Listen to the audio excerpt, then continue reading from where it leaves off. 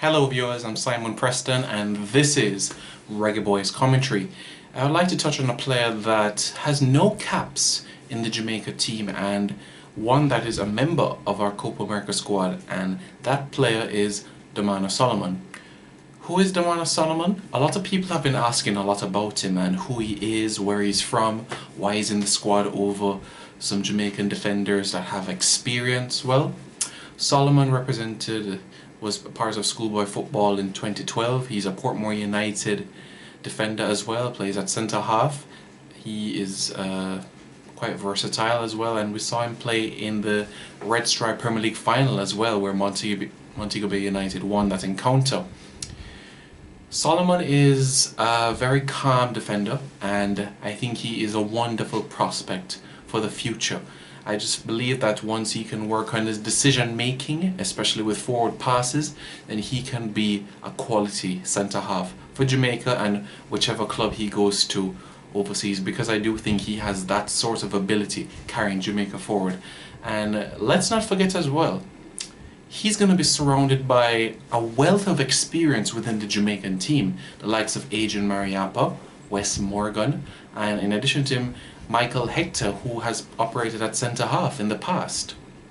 So with these three players, he can learn from them, and these three players can be some sort of a father figure or a brother figure, you could say, to Solomon as well in his developmental process, because in the Copa America tournament, if he's given the opportunity and his debut as well, the pace is going to be much quicker, and so is the tempo and of course the technical ability of the opponents. So there is basically no room for error where that is concerned, but it is a learning experience for him.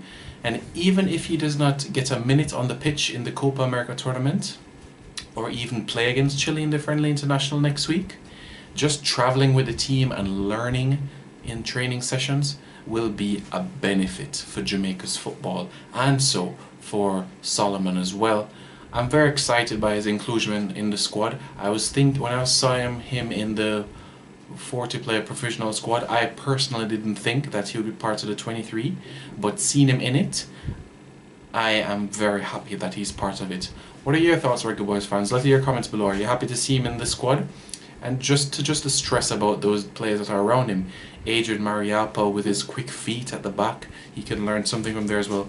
Wes Morgan with his firm presence and very calm and composure, and Michael Hector as well, who is that type of player that takes a bit of risk here and there with the forward passes and also wants to beat a man or two.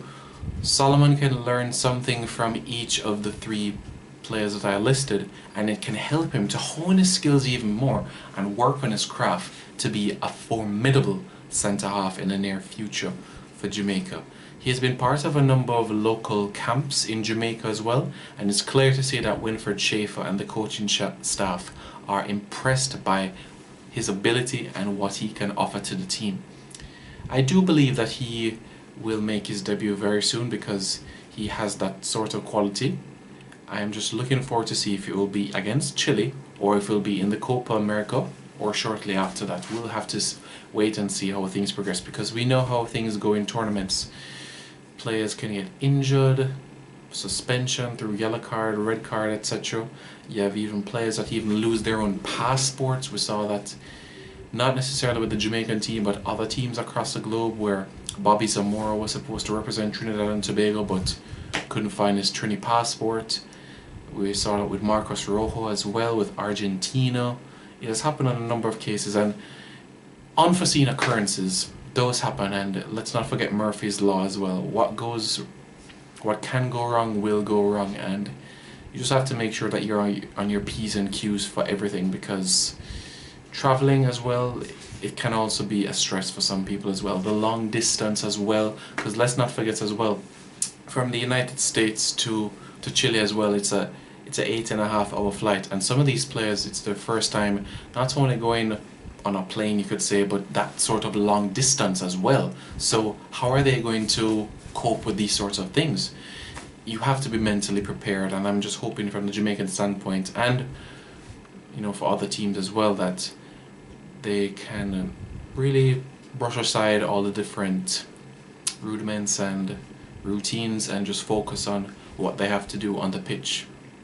I'm Simon Preston, this is Reggae Boys Commentary, and don't forget to leave your comments in below as well about Solomon and your thoughts about him. Do you think that he'll make his debut for Jamaica soon? Do you think that he'll play against Chile? What are your thoughts about the Chile match? Do you think we can get a result against Chile? They're ranked 3rd in the world and they're Copa America champions. Can we get a result on their home soil? Can we do so? We've beaten South American teams in the past. We've beaten the likes of Colombia, we've beaten Venezuela, we've beaten Paraguay, we've beaten Uruguay at the National Stadium as well, just to put it out there as well. Yeah, we've beaten Argentina at the Pan Am Games tournament, which is a youth tournament at under 23 level. So we have good records against South American teams. So it's no doubt that we do have the ability to make an impression. We've even beaten Bolivia as well, another South American team we've beaten. We've drawn against Peru, we've drawn against Ecuador. So we have had good results and we have proven to ourselves that we can stamp our authority not only in CONCACAF but against the rest of the world. So let me know below about your thoughts about this as well. I'm Simon Preston and stay tuned for more content.